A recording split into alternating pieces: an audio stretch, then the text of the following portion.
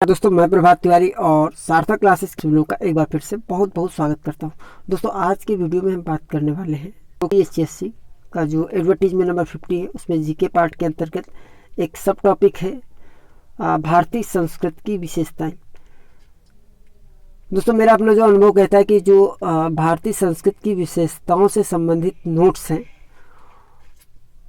उस पर एक सही दिशा में तैयारी कर पाना या डेटा कलेक्ट कर पाना काफ़ी जटिल कार्य था मेरे लिए, क्योंकि जब हम भारतीय संस्कृति की विशेषताएं करते हैं तो कहीं ना कहीं पूरे इतिहास की हम बात कर लेते हैं। लेकिन चूंकि यूपीएससी में पूरे इतिहास तो है नहीं, तो हमें इतिहास नहीं पढ़ना है, पूरे इतिहास से उन पॉइंट्स को आपके लिए लेके आना है जो आपके एग्ज़ाम की दृष्टि से इम्पॉर्टेंट हो। यदि पिछली बार जो एडवर्टीजमेंट नंबर 47 था उसमें मैंने संकलन करने का प्रयास किया था, संकलित करने का तथ्यों का, बट इस बार और अधिक सुधार के साथ ये वीडियो मैं आप लोगों के लिए लाया हूँ और बहुत सारे नए फैक्ट्स इसमें मैंने समाहित किए हुए हैं जो आपके एग्जाम की दृष्टि से इम्पॉर्टेंट हो सकते हैं।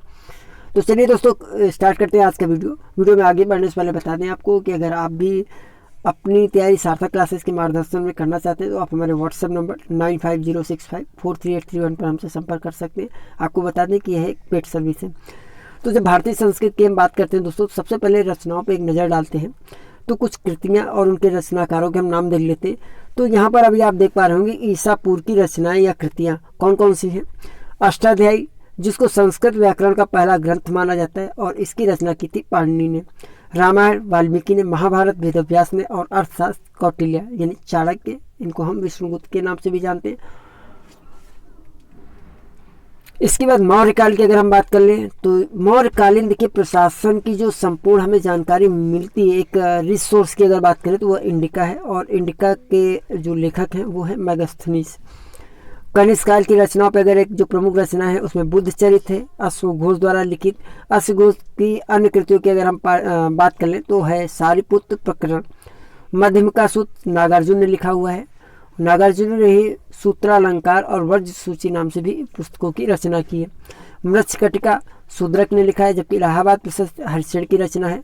सूर्य सिद्धांत आर्यभट्ट ने लिखा। बृहद संहिता या लघु जातिका वराहमिहिर की है। वराहमिहिर की कुछ अन्य भी कृतियाँ हैं जैसे कि पंच सिद्धांतिका, बृहद जातिका। देवचंद्रगुप्तम विशाखा दत्त ने लिखी हुई है। रघुवंश, मेघदूत, अभिज्ञान शाकुंतलम, कुमार संभवम, ये चारों ही पुस्तकें यहाँ पर जो हम देख पा रहे हैं कालिदास जी द्वारा रचित हैं। जबकि स्वप्नवास वदंतम भास की रचना है। न्यायभास कामसूत्र वात्सायन की रचना है। मुद्रा राक्षस विशाखा दत्त की रचना है। मुद्रा राक्षस से याद आया कि आप लोगों ने अगर जो चाणक्य धारावाहिक है पुराना वाला अगर आपने देखा हो, काफ़ी अच्छा धारावाहिक है ऐतिहासिक आधार पर, तो उसका जो बेस है वो मुद्रा राक्षस ही है। मुद्रा राक्षस की एक पतली सी बुक है, अगर आपको कभी अवसर मिले तो जरूर आप इसको पढ़िएगा। 7वीं शताब्दी की प्रमुख रचनाओं पर अगर हम नज़र डालते हैं तो न्याय तत्व नाथमुनि ने लिखी है। राज मार्तंड भोज की रचना है। ये देखिए थोड़ा सा यहाँ पर डिस्टर्ब है। चौर पंचाशिका यानी 25 कहानियों का इसमें संग्रह है चोरों संबंधित, तो ये विलड़ की रचना है। प्रियदर्शनी रत्नावली हर्षवर्धन की रचना है। काव्य मीमांसा रुद्रट ने लिखी। काव्य अलंकार आचार्य यामक की रचना है। अलंकार सार संग्रह उद्भट की है और कादम्बरी हर्षचरित बाणभट्ट की रचना है। देखिए पुस्तकें पूछी जा सकती है और ये सभी पुस्तकें इतिहास की दृष्टि से काफ़ी महत्वपूर्ण है, साहित्य की दृष्टि से भी बहुत अधिक महत्वपूर्ण है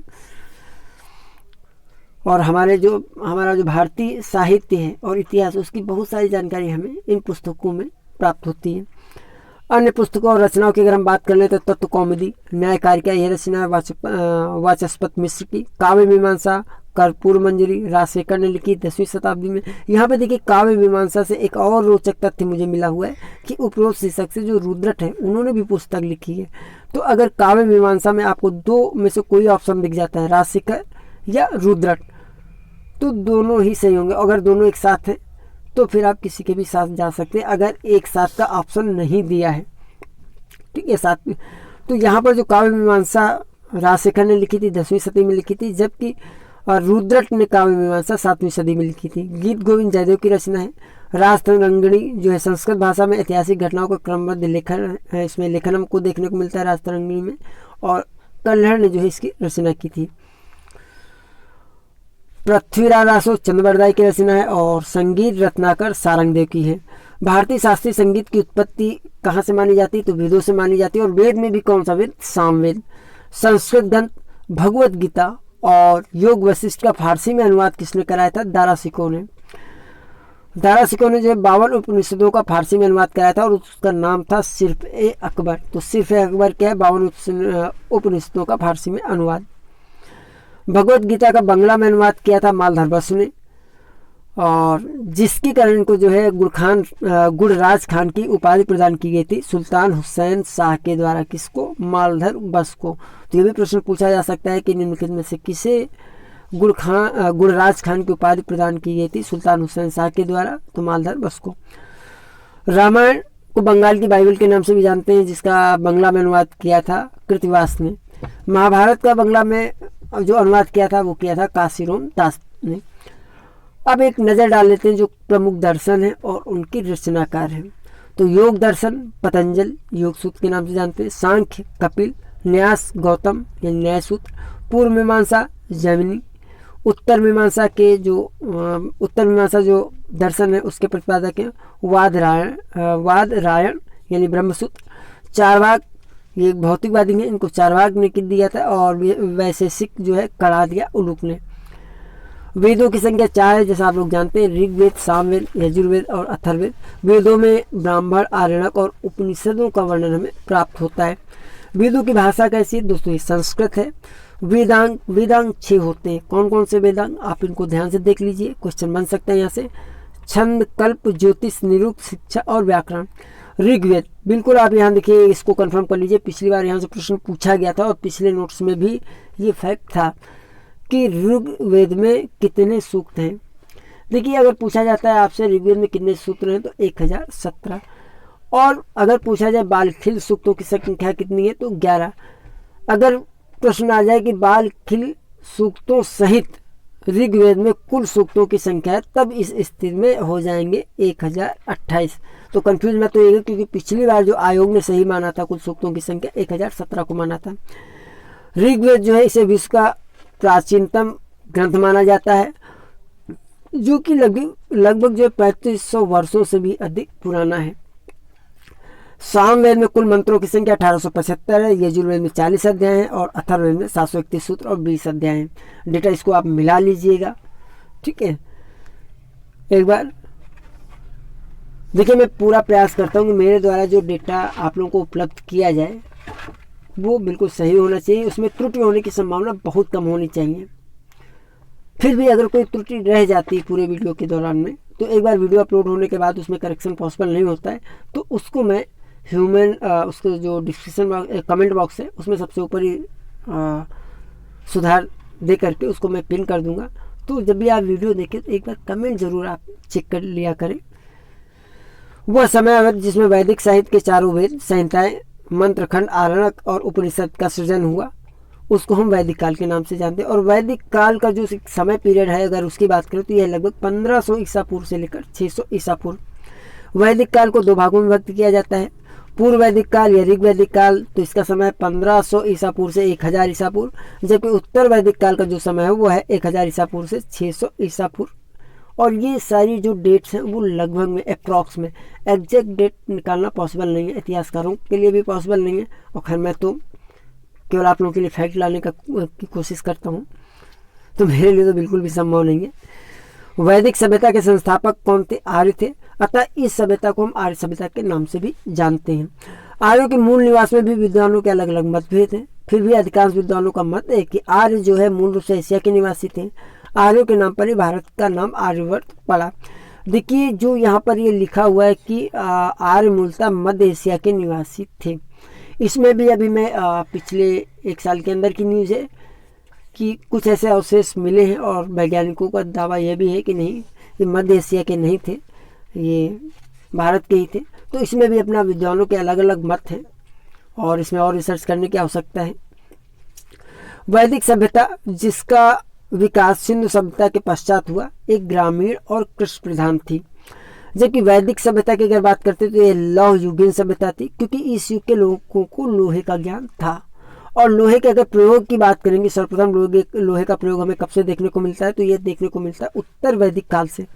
वैदिक साहित्य के लोग युद्ध प्रिय थे और गाय को बहुत ही पवित्र और पूज्य मानते थे, गाय की पूजा भी करते थे। वैदिक सभ्यता वर्णाश्रम पर आधारित थी और 4 वर्णाश्रम होते थे। कौन कौन से? ब्रह्मचर्य, गृहस्थ, वानप्रस्थ, संन्यास। पूर्व वैदिक या ऋग वैदिक काल में लोग छोटे छोटे कबीलों में रहते थे। उत्तर वैदिक काल में यह कबीले जो है बड़े बड़े राज्यों में बदल जाते हैं और यहीं से जो राजा का पद है, राज्य का कंसेप्ट है, हमें प्रथम बार जो है देखने को मिलता है। ठीक है, तो राजा का पद भी वंशानुगत हो जाता है पूर्व वैदिक का यहाँ पर जो वैदिक काल में। इस समय राजतंत्री शासन प्रणाली थी। कैसी शासन प्रणाली थी? राजतंत्री। और राजा जो है इसका सर्वोच्च अधिकारी होता था। राजा को शासन कार्य में सहयोग प्रदान करने हेतु 2 समितियां होती थी और इन समितियों का नाम था सभा और समिति। सभा एवं समिति का गठन जनता के निर्वाचन द्वारा होता था। यानी निर्वाचन की जो पद्धति हम देखते हैं ये आज की पद्धति नहीं है, या हम कहें कि विदेशों से भी ली गई पद्धति इसको नहीं कह सकते, क्योंकि हमारे जो वेद हैं भारतीय संस्कृत में वो बहुत पुराने समय से हमको दिखे प्रमाण मिल रहे हैं कि जनता के निर्वाचन द्वारा जो सभा और समिति का गठन किया जाता था। तो निर्वाचन की बात हमको देखने को मिलती है। शासन की सबसे छोटी इकाई की अगर बात करें तो गांव ही होती थी, ग्राम। और ग्राम के मुखिया को ग्रामणी कहा जाता था, जबकि सहस्त्र ग्रामों का जो शासक होता था उसे अधिपति कहा जाता था। कई ग्रामों को मिलाकर विश्व बनता था और अनेक विश्वों को मिलाकर एक कबीला बनता था, या जिसको हम जन कहते हैं, उसका निर्माण होता था। और इस कबीले या जन का जो मुखिया होता था उसको हम राजा या गोप कहते थे। ठीक है, ऋग्वेद में भी राजा को गोप जनस और पुराण भेदता कहा गया है। तो ये भी क्वेश्चन बन सकता है कि ऋग्वेद में राजा को क्या कहा गया, तो गोप जनस और पुराण भेदता दोनों ही कहा गया। क्यों कहा गया? देखिए, गोप जनस का जो तात्पर्य है वो है प्रजा का रक्षक, जबकि पुराण भेदता से तात्पर्य है नगरों पर विजय पाने वाला। तो राजा का प्रमुख कार्य होता था कि वो अपने सीमा का विस्तार करे, ठीक है, और अपनी प्रजा की रक्षा करे। सभा उस स्थान का नाम था जहाँ समिति की बैठक होती थी। सभा सामंतों और बड़े बूढ़ों का ग्रुप या समूह होता था, जबकि समिति जन साधारण का ग्रुप या समूह होता था। अथर्ववेद में सभा को समिति की बहन और प्रजापति की 2 कन्याओं के रूप में मान्यता प्रदान की गई है। ठीक, देखिए यहाँ से क्वेश्चन मिलता है कि किस वेद में सभा को समिति की बहन और प्रजापति की 2 कन्याओं के रूप में मान्यता प्रदान की गई, तो यह है अथर्ववेद। ये 2 परिषदें कौन सी थी? सभा और समिति एक तरीके से राष्ट्रीय न्यायालय के रूप में कार्य करती थी। और वर्तमान रूप में अगर हम बात करें, जैसे कि हम सुप्रीम कोर्ट की बात कर लें, तो कुछ यही स्थिति होती थी उस समय इन दोनों परिषदों की। इस तरीके से हम ये पाते हैं कि जो वैदिक काल में परिषदें थी वो बहुत ही शक्तिशाली होती थी। ऋग्वेद में कानून है धर्मन शब्द का प्रयोग हुआ है, जबकि तैत्तरीय संहिता में गांव के न्यायाधीश से ग्रामवादीन शब्द का प्रयोग हमें मिलता है। तो ग्रामवादीन शब्द का प्रयोग हमें कहाँ मिलता है? तैत्तरीय संहिता में। जबकि धर्मन शब्द का प्रयोग कानून है तो हमें ऋग्वेद में देखने को प्राप्त होता है। सोम एक पौधा होता है जिसके रस को सोमरस कहा जाता है, और इसका जो रस होता है वो नशीला होता था और लोग इस रस को पवित्र मानते थे, और जो भी कर्मकांड होते थे उसके दौरान इसका सेवन करते थे। वैसे वैज्ञानिकों के लिए और इतिहासकारों के लिए आज भी यह एक प्रश्न चिन्ह बना हुआ है कि आखिर ये सोम का पौधा कौन सा पौधा होता था। अर्थात अभी तक इसकी खोज नहीं की जा सकी है, जहाँ तक मेरी जानकारी है। राजा के अधिकारियों को रत्निन कहा जाता था, और जो राजसूय यज्ञ होता था, और राजसूय यज्ञ यानी उत्तर वैदिक काल में होता था, और इसमें 12 रत्निन, जो राजा के 12 रत्निन थे वो भाग लेते थे। तो राजा के अधिकारी कौन होते थे? मंत्री होते थे। तो इस तरीके से अगर हम कह लें कि राजा के 12 मंत्री भाग लेते थे राजसूय यज्ञ में। ऋग वैदिक काल में स्त्रियों की स्थिति काफ़ी अच्छी होती थी, वहीं उत्तर वैदिक काल में इनकी स्थिति में हमें काफ़ी गिरावट देखने को मिलती है। यहाँ तक कि बालिकाओं को जन्म भी उत्तर वैदिक काल में अच्छा नहीं माना जाता था। पूर्व वैदिक काल के प्रमुख देवता अगर बात कर ले तो कौन थे? इंद्र थे, जबकि उत्तर वैदिक काल के प्रमुख देवता प्रजापति थे। उत्तर वैदिक काल में 5 महायज्ञ कौन कौन से? देवयज्ञ, पृथ्वी ब्रह्मयज्ञ, भूतयज्ञ और नृपयज्ञ का प्रचलन था। अष्टोमा सदगमय और गायत्री मंत्र का उल्लेख हमें मिलता है ऋग्वेद में, और साथ ही साथ ऋग्वेद में सरस्वती नदी का भी हमें वर्णन मिलता है, जिसको बहुत पवित्र नदी माना जाता था। आर्य लोगों का मुख्य, अगर हम खाद की बात करें, खाद्य पदार्थ जौ था, और ये लोग जौ की खेती पर सर्वाधिक ध्यान भी देते थे। और उस समय देखिए जौ की खेती करना कुछ स्वाभाविक भी रहा होगा, क्योंकि जो जौ है उसमें सिंचाई की कम आवश्यकता होती है, यानी उसको पानी की कम आवश्यकता होती है। और पहले के समय में संभवतः सिंचाई की इतनी अच्छी व्यवस्था नहीं रही होगी, तो जौ की खेती ये लोग पर ध्यान देते थे। काफ़ी पौष्टिक होता है दोस्तों। अब इस समय तो खैर जौ की खेती पर लोग ज़्यादा ध्यान नहीं देते हैं, गेहूं का प्रचलन है। महापुराणों की कुल संख्या 18 है। सबसे प्राचीन पुराण की अगर बात करें मत्स्य पुराण है। वेदांगों की संख्या 6, हमने पहले ही बात कर रखी है। शिक्षा, कल्प, व्याकरण, ज्योतिष, छंद और निरुक्त सत्यमेव जयते मुंडकोपनिषद से लिया गया है। महाभारत का अन्य नाम सतसाहस्त्र संहिता है, और इसकी रचना जो है की थी इसके रचनाकार वेदव्यास थे, और इसमें जो है 1,00,000 श्लोक होने के कारण इसको सतसाहस्त्र संहिता कहा जाता है। प्राचीनतम स्मृति ग्रंथ की अगर बात करें तो मनुस्मृति है, और इसकी रचना जो है शुंग काल में हुई थी। उपनिषदों को जो वेदांत भी कहा जाता है, इनकी कुल संख्या 108 है। बोजक कोई अभिलेख जो कि मध्य एशिया के बोजक कोई नामक स्थान से प्राप्त हुआ है, और लगभग ये 1400 ईसा पूर्व पुराना है। इस अभिलेख में राजाओं के मध्य एक संधि का उल्लेख है, और इसी में जो है मित्र, नाथ, इंद्र, वरुण, इन 4 देवताओं के नाम भी याद हैं। तो ये 4 देवता कौन से हैं आपको याद रखना, मित्र, नाथ, इंद्र और वरुण। स्तूप का प्रथम उल्लेख हमें ऋग्वेद से प्राप्त होता है। गार्गी, लोपामुद्रा, मैत्री, विश्वआरा, अपाला, घोषा, सिक्ता, रत्नावली वैदिक काल की विदुषी महिलाएं हैं। अब हम कुछ अन्य धर्म की बात कर लेते हैं, जैन और बौद्ध धर्म की। तो देखिए ईसा पूर्व 6वीं शताब्दी में विश्व में अनेक देशों के धार्मिक क्षेत्र में बहुत सारी परिवर्तनकारी घटनाओं और महापुरुषों के उदय होने के कारण ही इस समय को हम विश्व के इतिहास में धार्मिक क्रांति का युग कहा जाता है। तो जैन और बौद्ध धर्म के उदय के कुछ प्रमुख कारण थे। कौन कौन से कारण थे? हिंदू धर्म में व्याप्त जटिलता और कर्मकांडों का खर्चीला होना, हिंदू धर्म में प्रचलित पशुबल, पुजारियों का नैतिक पतन, और हिंदू धर्म ग्रंथों का संस्कृत में होना। ये भी देखिए एक जटिल समस्या थी। संस्कृत थोड़ा सा कठिन थी लोगों के लिए, सामान्य लोगों के लिए। जाति प्रथा का प्रचलन था। उस समय के कई गणराज्यों में स्वतंत्रता की प्रवृत्ति थी। तो ये कुछ कारण थे जो जैन और धर्म के उदय के प्रमुख कारण बनते हैं। जैन धर्म में अगर हम बात करें संस्थापक की, तो ऋषभदेव थे जो कि सम्राट भरत के पिता थे। जैन धर्म में अगर तीर्थंकरों की बात करें तो 24 तीर्थंकर हुए हैं। पहले देखिए इसमें 4 आपको विशेष रूप से ध्यान रखना, जो अभी तक के मैंने पेपर चेक किए हुए हैं। पहला, दूसरा, 23वां और 24वां, ये चारों नाम बहुत इंपॉर्टेंट है और यहाँ से क्वेश्चन बन सकता है। तो पहले ऋषभदेव थे, दूसरे अजितनाथ, तीसरे पार्श्वनाथ और 24वें महावीर स्वामी। जैन धर्म का वास्तविक संस्थापक माना जाता है महावीर स्वामी को, जिनके पिता सिद्धार्थ थे और माता जी का नाम त्रिशला था। 30 वर्ष की उम्र में ज्ञान प्राप्त हुए तो प्रारंभ की गई तपस्या किसके द्वारा भाई? महावीर स्वामी के द्वारा 12 वर्षों तक चली, और 42 वर्ष की उम्र में जो कैवल्य कहते हैं सर्वोच्च ज्ञान को की प्राप्ति होती महावीर स्वामी को। वह स्थान जहाँ महावीर स्वामी को ज्ञान प्राप्त हुआ ऋषपाल नदी तट जम्भिया ग्राम, और इसके बाद जो है महावीर स्वामी महावीर कहलाने लगे। अन्य नाम भी हैं महावीर स्वामी के, जिन, कैवलिन, अहरत आदि। मृत्यु की अगर बात करें तो निर्वाण की बात कर लें तो 486 ईसा पूर्व में पावापुरी है जो कि राजगृह के निकट है, और 72 वर्ष की उम्र में महावीर स्वामी जी ने अपने प्राण त्यागे या निर्वाण को प्राप्त हुए। जैन धर्म की प्रमुख शाखाएं, देखिए जैन धर्म की 2 प्रमुख शाखाएं हैं, श्वेतांबर और पीतांबर।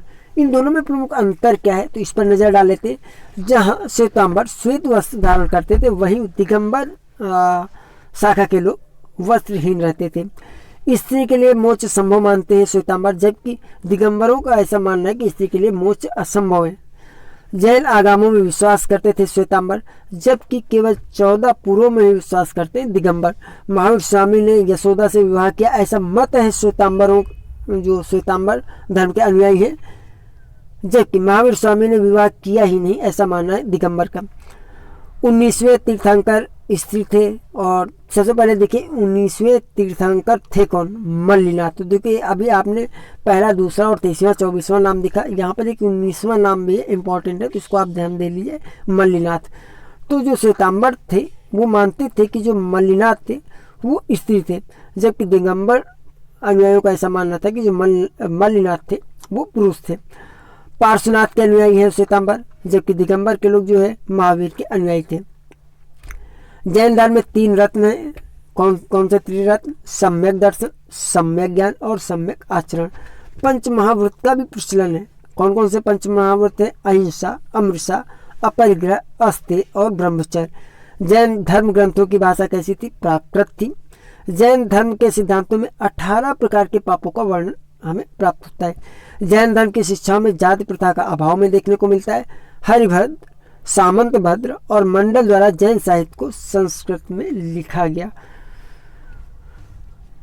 2 जैन संगीतियां हुई हैं, उन पर हम एक नज़र डाल लेते हैं। प्रथम जैन संगीत का जो समय और स्थान है 322 ईसा पूर्व में से 298 ईसा पूर्व, पाटलिपुत्र, और अध्यक्ष थे स्थूलभद्र। शासनकाल की अगर बात कर ले तो हम चंद्रगुप्त मौर्य के शासनकाल में हुआ। प्रमुख कार्य की अगर बात कर ले तो जैन धर्म का श्वेतांबर और दिगंबर में विभाजन, जैन धर्म के 12 अंगों का प्रणयन किया गया इसमें। और दूसरी जो जैन संगीत है उसका समय स्थान है 512 ईस्वी में वल्लभी में। अध्यक्षता किसने की थी? देवर्षि क्षमा श्रवण ने की थी, जिनको हम देव ऋषि गढ़ी भी बोलते हैं। और कार्य जो प्रमुख कार्य हुआ द्वितीय जैन संगीत के दौरान हुआ था जैन धर्म ग्रंथों का संकलन करके लिपिबद्ध किया जाना। अब एक नज़र डालते हैं बौद्ध धर्म के। तो बौद्ध धर्म के जो संस्थापक थे महात्मा बुद्ध थे। इनका जन्म 563 ईसा पूर्व में लुम्बिनी ग्राम निकट कपिलवस्तु नेपाल में हुआ। पिताजी का नाम था सुधोधन था, साकीगढ़ के प्रधान थे। माता महामाया थी जो कि कोलियागढ़ की राजकुमारी थी। विवाह इन्होंने किया था यशोधरा से। ज्ञान प्राप्ति जो इन्हें हुआ था उरुवेला गया बिहार 35 वर्ष की उम्र में। महापरिनिर्वाण जो इनका हुआ था 483 ईसा पूर्व कुशीनगर में 80 वर्ष की उम्र में।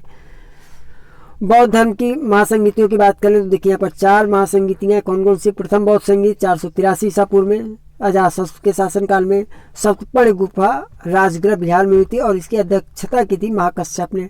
जो प्रमुख कार्य हुआ था प्रथम बौद्ध संगीत के दौरान बुद्ध के उपदेशों को सुत्त पिटक और विनय पिटक में अलग अलग संकलित किया गया। द्वितीय बौद्ध संगीत का आयोजन 383 ईसा पूर्व में वैशाली में कालाशोक के शासनकाल में हुआ था, जिसकी अध्यक्षता सब्बा कामी द्वारा की गई। और अगर प्रमुख कार्य की बात करें द्वितीय बौद्ध संगीत के दौरान तो भिक्षुकों में आपसी मतभेद के कारण स्थाविर और महासंदिग्ध में विभाजन हो गया। तृतीय बौद्ध संगीत 250 या 251 ईसा पूर्व के आसपास अशोक के शासनकाल में पाटलिपुत्र में आयोजित हुई और अध्यक्षता की थी तृतीय बौद्ध संगीत की मोगल्यपुत्र तिस्म ने। कार्य क्या था इसमें जो हुआ? अधिधम्म पिटक का संकलन किया गया था तृतीय बौद्ध संगीत के दौरान। चतुर्थ बौद्ध संगीत का जो समय था वो प्रथम शताब्दी लगभग 72 ईसा ईस्वी में कनिष्क के शासनकाल में कुंडलवन जो कि कश्मीर में है और अध्यक्षता की थी वसुमित्र ने। उपाध्यक्ष भी थे इसमें अश्वघोष। प्रमुख कार्य की अगर बात करें तो बौद्ध धर्म का हीनयान और महायान संप्रदायों में विभाजन। तो बौद्ध धर्म का हीनयान और महायान संप्रदाय में विभाजन हुआ था चतुर्थ बौद्ध संगीत के दौरान। हीनयान बौद्ध धर्म का मूल रूप है, जबकि महायान जो है मूल धर्म में कुछ परिवर्तन के साथ नवीन रूप है। अधिकांश बौद्ध धर्म जो है पाली भाषा में लिखे गए। और देखिए बौद्ध धर्म की अगर बात करें तो दुख के अंत और मोक्ष प्राप्त हुए तो बुद्ध ने अष्टांगिन मार्ग को बताया हुआ है। ये अष्टांगिन मार्ग कौन कौन से? सम्यक दृष्टि, सम्यक संकल्प, सम्यक वचन, सम्यक कर्म, सम्यक जीविका, सम्यक व्यायाम, सम्यक स्मृति और सम्यक समाधि। महात्मा बुद्ध ने आचरण की पवित्रता को बनाए हुए 10 शील प्रतिपादित किए और साथ ही साथ 4 आर्य सत्य भी दिए। ये 4 आर्य सत्य: पहला, जीवन में दुखी दुख है, दुख का कारण तृष्णा है, दुख दूर करने हैं इसके कारण का निवारण आवश्यक है, दुख निरोधक मार्ग अष्टांगिन मार्ग है।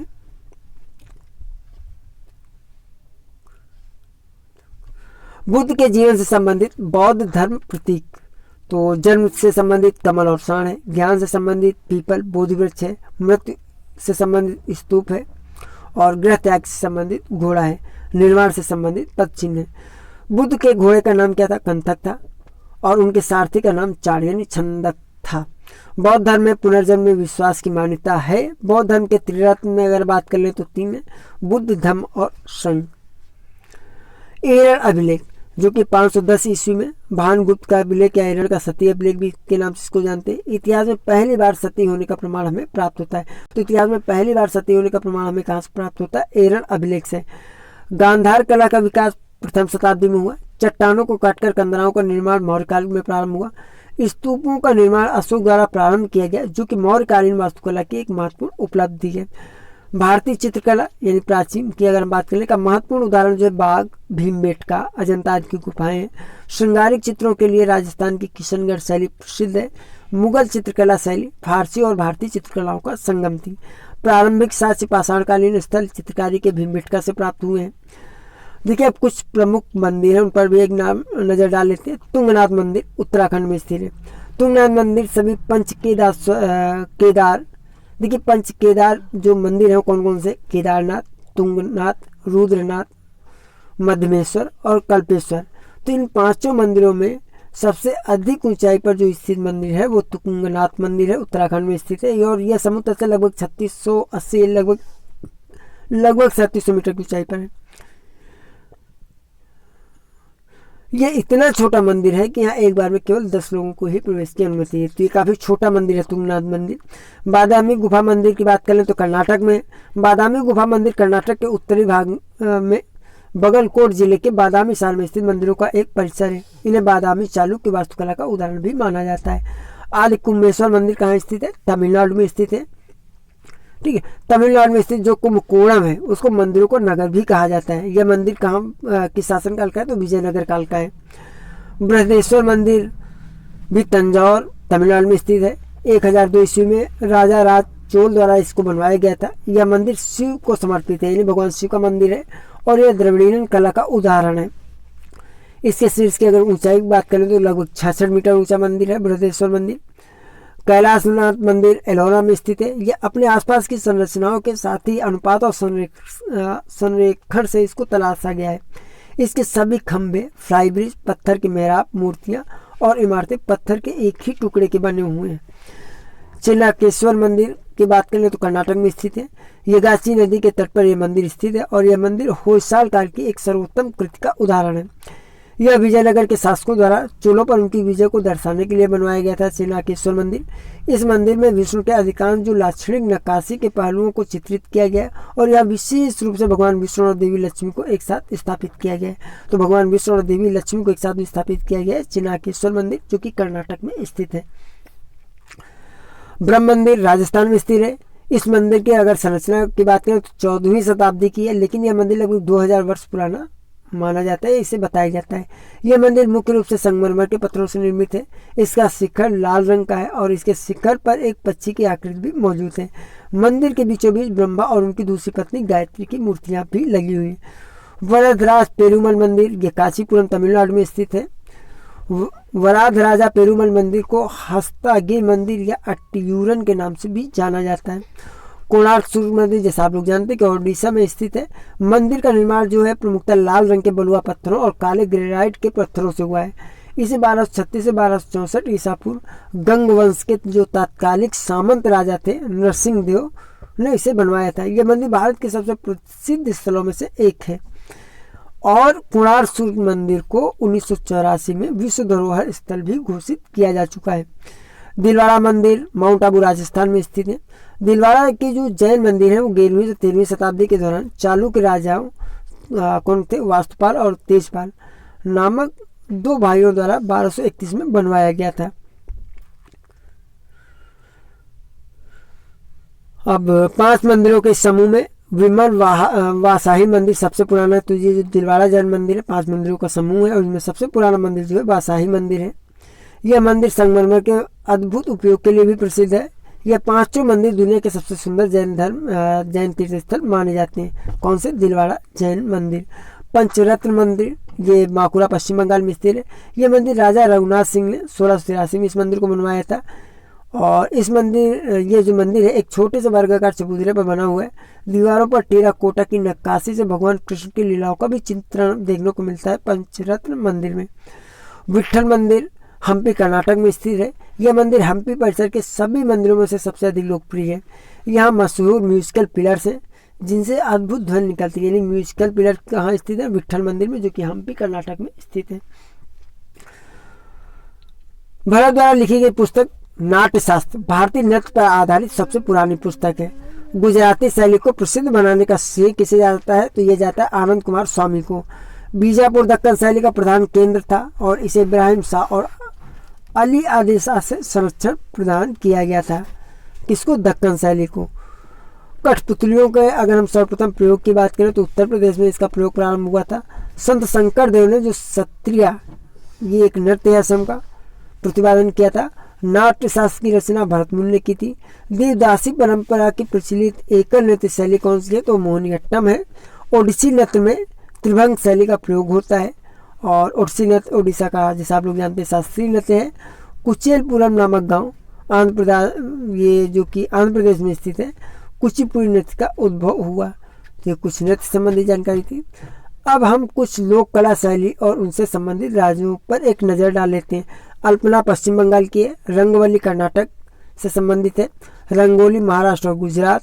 अदूपना हिमाचल प्रदेश। चौकपूर्णा उत्तर प्रदेश। ऐसण उत्तराखंड।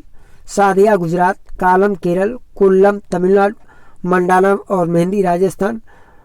कलमकारी और मुग्गू आंध्र प्रदेश। अदूपना हिमाचल प्रदेश। प्रथम ईंटों का प्रयोग हमें उत्तर के गुप्तकालीन मंदिरों से प्राप्त होता है। मूर्ति कला की नवीन शैली, जिसको हम गांधार शैली कहते हैं, का जन्म यूनानियों के प्रभाव के कारण हुआ। ईश्वर का आशीर्वाद प्राप्त करने हेतु मणिपुरी, यानी मणिपुर राज्य का एक धार्मिक नृत्य है। यानी ईश्वर के आशीर्वाद प्राप्त करने के लिए मणिपुरी नृत्य को किया जाता है, जो कि एक धार्मिक नृत्य है, जिसमें नर्तक जो है रंग बिरंगे कपड़े पहन के राधा कृष्ण की रासलीलाओं को प्रदर्शित करता है। राग का उल्लेख भारत में सबसे पहले मतंग मुनि के ग्रंथ बृहदेशी में देखने को मिलता है। भारतीय स्थापत्य कला की उत्पत्ति हड़प्पा काल से मानी जाती है। भारतीय स्थापत्य और वास्तुकला की सर्वाधिक प्रमुख बात यह है कि इतने लंबे समय के बावजूद इसमें एक निरंतरता के हमें जो है दर्शन मिलते हैं, यानी एक निरंतरता हमको देखने को मिलती रहती है। सिंधु घाटी सभ्यता की इमारतें पक्की ईंटों की बनाई जाती थी। यह एक ऐसी विशेषता है जो तात्कालिक किसी अन्य सभ्यता में नहीं पाई जाती थी। मोहनजोदड़ो की सबसे बड़ी इमारत कौन थी? स्नानागार थी। सिंधु घाटी सभ्यता के घरों के निर्माण में पत्थर और लकड़ी का भी प्रयोग किया जाता था। मोहनजोदड़ो से मिली नृत्य करती हुई लड़की की मूर्ति, मातृ देवी इत्यादि तात्कालिक उत्कृष्ट मूर्ति कला के अनुपम उदाहरण हैं। अब देख लीजिए कि चंद्रगुप्त मौर्य का जो राजमहल है, ठीक है, उसे राजकीय कला का प्रथम उदाहरण माना जाता है। पत्थरों पर पॉलिश करने की कला का प्रयोग कब से प्रारंभ हुआ? तो ये मौर्य काल से प्रारंभ हुआ माना जाता है। अशोक के समय से भवन निर्माण में पत्थरों का प्रयोग प्रारंभ हो गया था। गांधार मूर्ति कला शैली का विकास कुषाणों के संरक्षण में हुआ था। मंदिर निर्माण कला का जन्म गुप्त काल में हुआ। गुप्तकालीन मंदिर जो है छोटी छोटी ईंटों और पत्थरों से बनाए जाते थे। और जो कानपुर के पास भीतर गांव का मंदिर है, गुप्तकालीन मंदिर है, अगर आप में से कोई गया हुआ तो ये मंदिर भी ईंटों से बना हुआ है। देखिए जो अलग अलग शैलियाँ हैं मंदिर निर्माण की, नृत्य की, इन सब शैलियों के अपनी एक कोई विशेषता होती है, अपनी अलग अलग विशेषता होती है। तो अगर आपको अवसर मिले जरूर आप इसको पढ़िएगा, और मुझे भी समय मिलेगा तो मैं कोशिश करूँगा जो विभिन्न शैलियाँ हैं, चाहे वो स्थापत्य कला की हों या अन्य, उनसे संबंधित एक वीडियो लाया जाए आप लोगों के लिए। चोलों ने द्रविड़ शैली को विकसित किया और उसको चरमोकर तक पहुँचाया। तो द्रविड़ शैली का विकास विकसित किसने किया? चोलों के द्वारा इसका विकास किया गया। राजा राज प्रथम द्वारा बनाया गया तंजौर का विश्व मंदिर, तंजौर में जो शिव मंदिर है उसे बनवाया था किसने? राजा राज प्रथम ने। एक द्रविड़ शैली का उत्कृष्ट नमूना है या उत्कृष्ट उदाहरण माना जाता है। चोल कांस्य मूर्तियों में नटराज की मूर्ति जो है सर्वोपरि है। सल्तनत काल में भारतीय स्थापत्य कला के क्षेत्र में विकसित शैली भारतीय और इस्लामिक शैलियों का सम्मिश्रण थी, इसलिए स्थापत्य कला की शैली को इंडो इस्लामिक शैली कहा जाता है। सल्तनत काल में इमारतों में पहली बार वैज्ञानिक ढंग से मेहराब और गुम्बद का प्रयोग हमें देखने को मिलता है। तो यानी अगर हम बात करें इमारतों में मेहराब और गुम्बद का प्रयोग हमें कब से देखने को मिलता है? सल्तनत काल से हमको देखने को मिलने लगता है। मुगल काल में वास्तुकला के क्षेत्र में पहली बार आकार और डिजाइन की विविधता का प्रयोग और निर्माण की सामग्री के रूप में पत्थर के साथ प्लास्टर और गचकारी का भी प्रयोग हमें देखने को प्राप्त होता है। अब कुछ जो प्रमुख सांस्कृतिक संस्थान है उन पर एक नज़र डाल लेते हैं। National gallery of modern art इसकी स्थापना 1954 में हुई और यह स्थित है नई दिल्ली में। भारतीय पुरातत्व सर्वेक्षण 1961 में इसकी स्थापना हुई। संस्कृत मंत्रालय के अधीन कार्य करता है। भारतीय राष्ट्रीय अभिलेखागार 1881 में इसकी स्थापना हुई। संस्कृत मंत्रालय के भी अधीन है। भारतीय मानव विज्ञान सर्वेक्षण 1945 में संस्थापित हुआ। ललित कला अकादमी की स्थापना 1954 में हुई, नई दिल्ली में है। एशियाटिक समाज विलियम जोन्स द्वारा 1784 में इसकी स्थापना की गई। भारतीय नाट्य विद्यालय की स्थापना नई दिल्ली में 1959 में की गई। संगीत नाटक अकादमी 1953 में, नई दिल्ली में। साहित्य अकादमी 1954। इंदिरा गांधी राष्ट्रीय कला केंद्र की स्थापना नई दिल्ली में 1985 में। और Indian council of cultural relations 1905 में दिल्ली में इसकी स्थापना की गई।